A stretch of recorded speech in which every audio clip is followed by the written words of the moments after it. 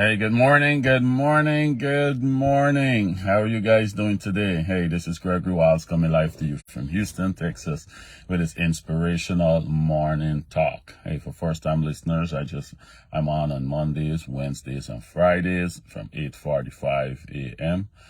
Central Time. That's our time in Texas. And so you can calculate which time zone you are in. But my goal is just in the mornings to give you something positive to start off the day. Something positive. There's so much negativity we can encounter throughout the day. But if I can start your day off with something positive, that would help, keep your mind and focus on something positive. Pamela Jefferson, good morning. Good morning. How are you doing, Jillian? Big sis, good morning. Good morning. How are you doing today? Yeah, so that's my goal, guys. That's the goal of just starting off with something positive, giving you something positive to put in your mind. I know a lot of people don't get to catch the live because I'm on, but you either catch it later on Facebook or you can go on YouTube and upload everything up to YouTube. If you haven't visited the channel yet, you could go on YouTube, check out Gregory Wiles. That's Wyles. The channel should gonna pop up, and you can subscribe while you're there. But we have everything I've done for the last 2.5 years on there, so it's lots of things on there you could benefit from. All right, and if when you subscribe, you can get a notification when I post anything. Okay, so what I want to talk about today is this valley of dry bones. Ezekiel 37. We want to talk about that. I want to shed some light on it because I told you guys I'm going through the Bible. Me and my wife going through the Bible, a Bible study. It's great. It's really good for couples. It sheds some light on areas of your life you didn't even think about, but it's you're reading the Bible within a year, right? So each day you got your little portions to read. So in Ezekiel, and a lot of things stood out to me in Ezekiel. So this is what I'm going to shed some light on today. This is what you want me to shed some light on today. Ezekiel 37. This is the story of the valley of the dry bones, right? You got to remember, Israel was, doing so much of wickedness. God got upset with them. He punished them. They was in exile. He scattered them. He just was so upset, and so he scattered them around and everything, right? So Ezekiel, you have him in this vision here, and he's talking to Ezekiel in this vision right now. So let's go into it, then we can discuss, right? Ezekiel 37. So the Lord took hold of me, and I was carried away by the Spirit of the Lord to a valley filled with bones. I mean, this vision, right? He's in this vision. God's showing on all this in a vision. The Lord took hold of me, and I was carried away by the Spirit of the Lord to a valley filled with dry bones. He led me all around among the bones that covered the valley floor. So he's in this valley with a lot of dead people bones. Dry, to make an emphasis to say dry, right? They were scattered everywhere across the ground and were completely dried out. Completely dried out. These bones I mean, they're there for a long time, right? Then he asked me, Son of man, can these bones become living people again? I'm reading from NLT translation, right? NLT. Son of man, can these bones become living people again? I want you to take close attention when you're reading these stories. Don't just focus on the main punchline. Look at Ezekiel's response. God asks him, can these bones become living people again? Tracy Ross, good morning, good morning. Here is Ezekiel's response. This is the kind of stuff I want you to zero in on, not just the big punchline. He said, O sovereign Lord, I replied, you alone know the answer to that. Ezekiel, I ain't see no hope for these bones. But since you asking me, only you alone know the answer to that. Only you alone know the answer to that. So I'm telling you right now, people, this is the person who got the answer to your problem. I know a lot of you folks, we can go in two ways. I'm going to shed light on this story in two ways. You probably in the valley of dry bones. You got a situation where you like these dry bones. There's no hope. They dried out your situation. Everyone tell you to give up. You probably got some obligations to meet tomorrow, whether it's financial, whether it's what, or next week, or in a couple of days. You see no way because you exhaust all your resources. And God asking you, do you think you could meet those obligations based on your situation right now? He's asked you that question. Do you think you could meet those obligations? You got some kids gone far, on the streets, done drugs, whatever the case may be. And it's like a done deal. That is it. Every day you hear the phone ring. You're just scared is the call you get that they're dead and everything. And God asking you, do you think that your son or your daughter or whoever can be restored? Do you think that? He's asking you that question. And you got to be like Ezekiel. God, only you alone know the answer. And I'm going to pray to you. Continue praying. Only you alone know the answer. Not the tarot card reader to go and get a read in the future. Not the secret societies that we talk about. Not no one else. Only you alone know the answer. And you alone got the answer, right? So I want us not to miss that the next time we're reading this story. Or we hear someone preaching it. And if they focus on this, I want you to focus on it, right? Then he said to me, speak a prophetic message to these bones and say, dry bones, listen to the word of the Lord. This is what the sovereign Lord says. Look, I am going to put breath into you and make you live again. I will put flesh and muscles on you and cover your skin. I will put breath into you and you will come to life. Then you will know that I am the Lord. Then you will know that I'm the Lord, right?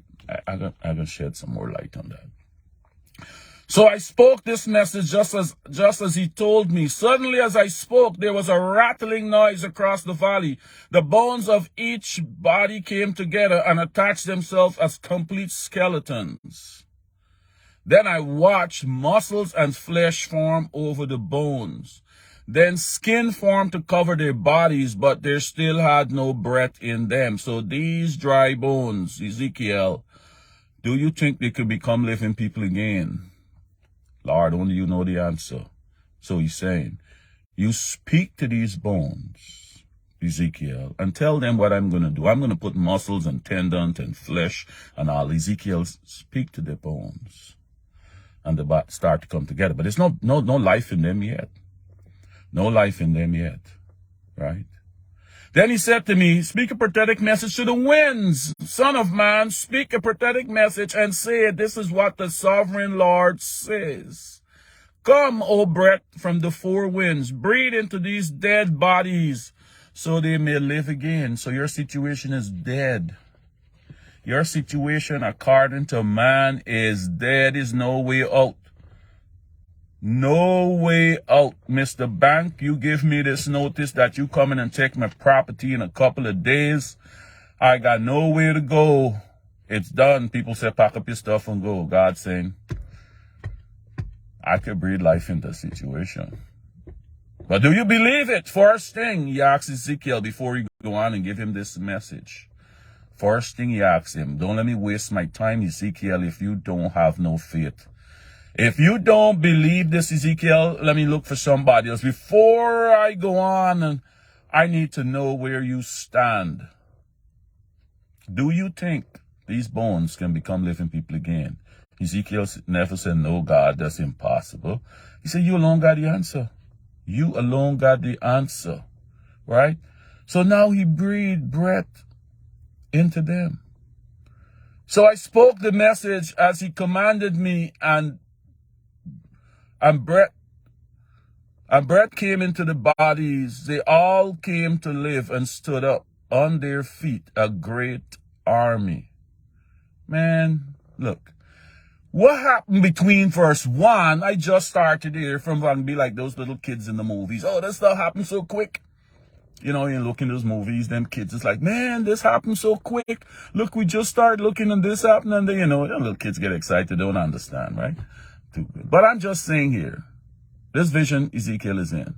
From verse 1, these were dry, dead bones in the valley. And we get to verse 10 and hear what he said here. They all came to life and stood up on their feet, a great army. So the dry bones, just a few minutes ago, now was a great army, a great army. They didn't say they just come back to life as just some little weak. A great army. But who have the answer to that? Who's the only one know the answer to that? Right? I'm going somewhere. So let's finish this story, then we can have some discussions on what's going on here. We come a great army. We come from dry, brittle, old bones in this valley for years. And now it's become a great army, right? Here why though. Then he said to me, Son of man, these bones represent the people of Israel. They are saying, we have become old, dry bones. All hope is gone. Our nation is finished. But they brought this on themselves due to the disobedience, right? They brought this on themselves due to the disobedience. So God scattered them. He had to punish them. So he said, I can bring them back together. I can bring them back, right? Therefore, prophesy to them and say, this is what the sovereign Lord says. O my people, I will open your graves of exile and cause you to rise again. Then I will bring you back to the land of Israel. When this happens, O my people, you will know that I am the Lord. I can go on, I can say something on that. I will put my spirit in you and you will live again and return home to your own land. Then you will know that I am the Lord. I, the Lord, have spoken and I have done what I said. Yes, the Lord have spoken. So, when he bring you out of that situation, if you were in the valley, if you were the dry bones, your situation's like the dry bones. He'll bring you out of it. And he wants you and everybody around to know you don't do it on your own body. There's a God, and it's only he got the answer to it, right? Only he has the answer. When he bring you out, you're going to know this got to be God. This got to be him. How this stuff all lined up and all of that, this got to be him. But let me give you a little quick backstory here in 36, if you're going to reach 36, right? If I get led to it, I might do it on Wednesday, because I would love to if he lead me to. If not, he send me in another direction. I just got to be obedient and go. But I can give you a little backstory on this. In 36, he tells Ezekiel,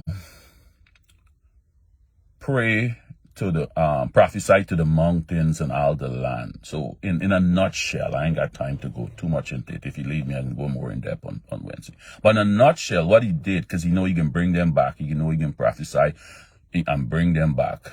Because this situation was like dead men walking. They're going to church, they got a religion, but he done remove his presence. So there was like dead people walking. Dead people walking, no spirit, the spirit of God not with them. And once you don't have the spirit of God with you, you are lost soul. You're like a dead man walking. And that was the thing. So he said, I'm going to come back and put my spirit in them again, right? So, so Tracy Ross, let me see, you say, God has a plan for those who believe. Yes, I 100% agree with that. And that's what I want people, just the message. He got the plan. Once you believe, that's half the battle right there. Then he can do his thing from there. But yes, so he what he did in 36, if you go through it quick, you read from 36:1. He prepared the land. He tell Ezekiel to prophesy to the mountains and the whole land. So what he did before he brought them back, and want people to know why you think God in answering your prayers and he operating a little slow. He fixing stuff down the road for you. So when he give you the breakthrough, the whole path is clear. He tell him, prophesy to the land, Ezekiel, prophesy to those mountains. He blessed the land. So when he bring them back and plant the crops gonna flourish and all the good stuff is gonna happen. He cleared the way. He didn't just bring them back and then try to figure it out. He cleared he had him bless the land and everything. Then he said, I can go and bring them back. So when they come back, they come into a prosperous land. Right? But here, why he said here, and give you a quick snippet with Ezekiel 36, 22 to 24. Why he did this, Mr. Dexter Garnett. Good morning, good morning. Here, why he did this quick.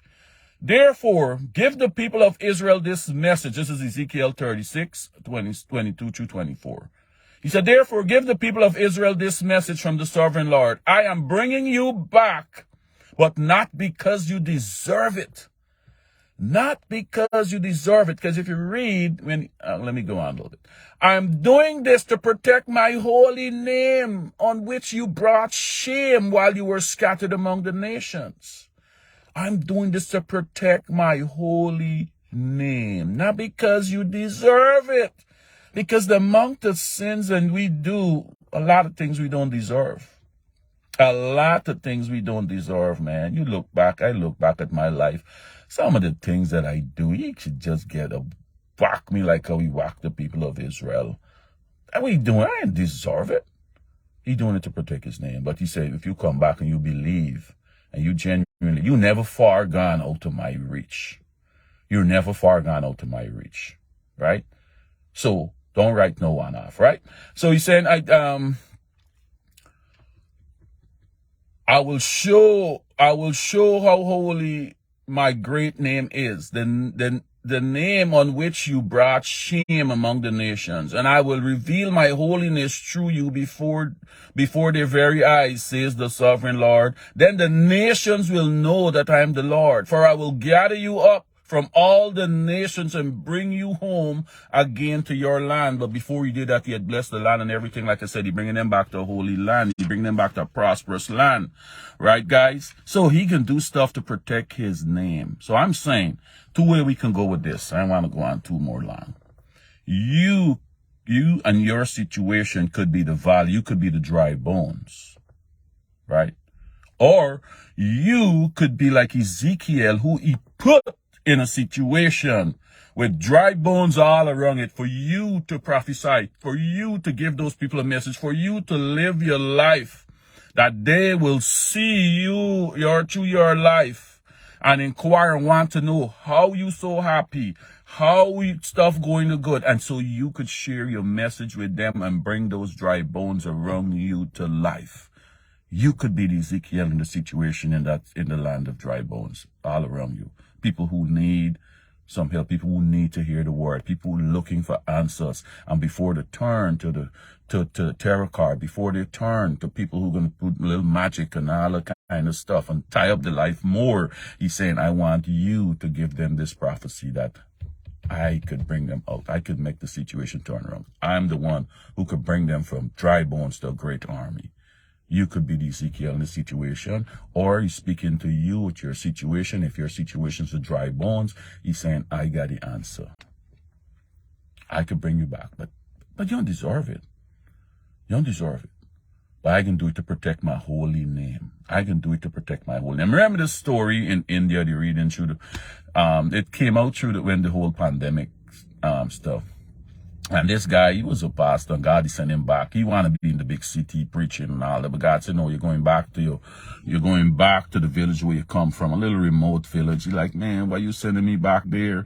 God said, you go back there.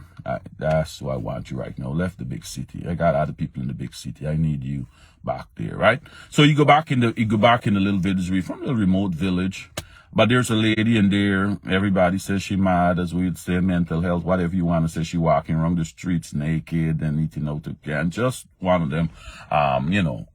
Everybody says she out of her head. She had to be. Something really had to happen to her for her walking around naked around the neighborhoods. Small community, so everybody know they're making fun of her, whatever the case may be. But he come, and she heard his messages, and she changed. Long story short, she got her deliverance. And she's now is the one who is preaching to people, his right-hand person, and helping, going in people's homes and converting them and telling them about God.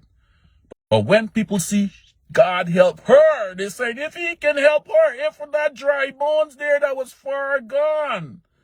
She was just a few months ago the laughing stock of this neighborhood. And if he can help her, I know he can help me. So sometimes you do things to show people, so people got to know there is a God. There is a God. And if he can help her, he can help me. Right? So, there's so much ways this story could speak to us, guys. There's so much ways. You find which way it speaks to you. You find, the situation you in, whether you're Ezekiel in the area with the dry bones and you got to prophesy to them, whether you are the dry bones and you need the hope that he can fix it. Okay? That he can fix it. But at the end of 36, he said, Israel, I'm ready to hear your prayers. But he always wants you to come back. He always wants you to seek him. He can do it. But he still wants you to seek him. He still wants you to seek him. You got to go after him to find him. You got to ask him for these things, right? So at the end of 36, he said, Israel, I am ready to hear your prayers. So Israel still had to pray. They still had to ask him. And then he said, okay, I'll breathe life back into you again and get you out. So guys, I want to give some people some hope this morning. You got a situation right now. It's not by chance you listen to this message. It's not by chance the person who's going to listen to this message is going to come home tonight. It's not by chance they're going to hear it next week or when I upload it. If you hear it, it's not by chance. Look at your life and see which situation, which part that you fit into this story, right? But for some people who got some pressing situations right now, I don't know what's the situation. Probably waiting to hear a sentence come down, waiting to hear a judge make a verdict. I don't know. I don't know if it's a financial obligation you got and you see no way out. I don't know what the situation is in life, but I'm telling you, that's like the dry bones. And if he can bring back, you see, he used something like a dry bone, because if you know anything but bones and you know anything, the life is in there, no marrow is in there no more. It's no life. It's a dry, brittle bone. I mean, it's there for a long time. It's pretty much no hope.